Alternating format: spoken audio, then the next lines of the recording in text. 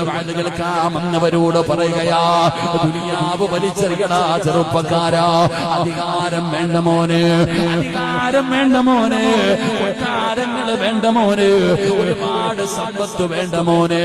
നിങ്ങളെ നിനക്ക് വല്ലാത്ത ആർത്തിയാണ്. എങ്ങനെയും പണമുണ്ടാക്കണമല്ലോ, എങ്ങനെയും പണമുണ്ടാക്കണമല്ലോ. അതിനല്ലേടാ കൊച്ചുകുട്ടികൾക്ക് കഞ്ചാവ് വാങ്ങിക്കൊടുക്കുന്നത്, മയക്കുമരുന്ന് കച്ചവടം നടത്തുന്നത്, കൊട്ടേശം പണിക്ക് പോകുന്നത്. പണമുണ്ടാക്കാനല്ലേ ചെറുപ്പക്കാരാ? ആർക്ക് വേണമടാ മോനെ? പണം കൊണ്ട് നിനക്കെന്ത് നേടാനാ പൊന്നുമോന്? അല്ലാഹു നിശ്ചയിച്ചതല്ലാതെ ഒന്നും നിനക്കുണ്ടാകില്ലടാ. എന്തിനാ വാരിക്കൂട്ടുന്നത്? എന്തിനാണ്? ഹറാമിനോട് വല്ലാത്ത ആഗ്രഹമാണ് വേണ്ട ചെറുപ്പക്കാരാ. അല്ലാഹുവിന്റെ പ്രവാചകൻ സല്ലല്ലാഹു അലൈഹി വസല്ലമ തങ്ങൾ പറഞ്ഞല്ലോ, ഒരു വീട്ടിൽ രണ്ട് പാപങ്ങൾ ചെയ്താ